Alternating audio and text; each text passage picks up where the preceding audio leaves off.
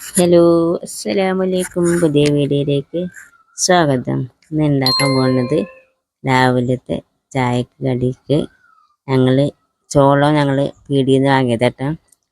അങ്ങനെ ഞങ്ങൾ ചോളോന് അത് വാങ്ങിയിട്ട് ഞങ്ങളിതാ ഭൂരി നമ്മൾ പൊരിക്കണമാർക്ക് പൊരിക്കൽ. അതിനിതാ ചട്ടി അടുപ്പത്ത് വെച്ച് അതിക്കിതാ കുറച്ച് എണ്ണ ഒഴിച്ച് ഇതാ ഭൂരി ഓരോന്നായിട്ട് ഞങ്ങളിതാ പൊരിച്ചെടുക്കുകയാണ്. ഇങ്ങനെ എല്ലാവരും വാങ്ങിയിട്ടൊന്ന് പൊരിച്ച് കൊണ്ടിരിക്കുകയാണ്. ചോളത്തിൻ്റെ ഏതെങ്കിലും കടയിലൊക്കെ ഉണ്ടാകും, സൂപ്പർ മാർക്കറ്റിലൊക്കെ ഉണ്ടാകും. അങ്ങനെ ഞങ്ങൾ വാങ്ങിയിട്ട് നല്ല രസമുണ്ടായിരുന്നു കഴിക്കാൻ. ഇതെന്തൊക്കെയാണ് വിശേഷങ്ങൾ? എല്ലാവർക്കും സുഖമല്ലേ? ആദ്യമായിട്ട് കാണുന്ന ആൾക്കാരൊന്ന് സബ്സ്ക്രൈബ് ചെയ്യുക, ലൈക്ക് ചെയ്യുക, ഷെയർ ചെയ്യുക, കമൻറ്റ് ചെയ്യുക, വീഡിയോസ് ഫുള്ളായി കാണാൻ നോക്കുക, സ്ലിപ്പ് ചെയ്യാതെ കാണുക. ഫേസ്ബുക്കിലെ കാണുകയും ഫോളോ ചെയ്യുക, ലൈക്ക് ചെയ്യുക, ഷെയർ ചെയ്യുക. അതിന് ശേഷം എല്ലാവരും ചുട്ടൽ കഴിഞ്ഞിതാ ഞാൻ കഴിക്കാൻ നിൽക്കണ്ട. ഞാൻ കടയിൽ പോകുമ്പോൾ ഡ്രസ്സൊക്കെ മാറിയിട്ടാണ് കേട്ടോ. നിങ്ങളിത് ഇത്ര തോനെ ഞാൻ കഴിക്കില്ല. ഞാൻ 2 എടുത്തിട്ടുള്ളൂ കേട്ടോ.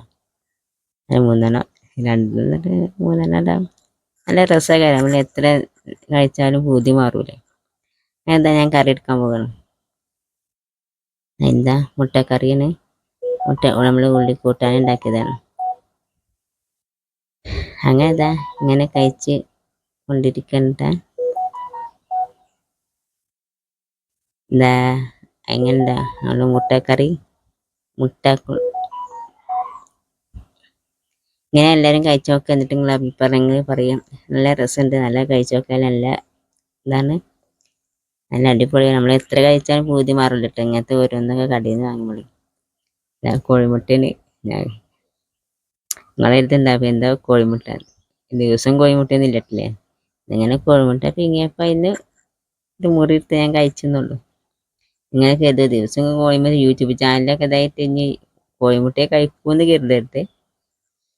ഇങ്ങനെ അപ്പം അങ്ങനെ ഉള്ളിക്കൂട്ടാൻ കോഴിമുട്ട പൊരിച്ചതും പുഴുങ്ങിയതും അങ്ങനെ ഭൂരി ചോളത്തിൻ്റെ ഭൂരി ഉണ്ടാക്കിയതും അങ്ങനെ അടിപൊളിയാണ്. കഴിക്കാൻ നോക്കുക.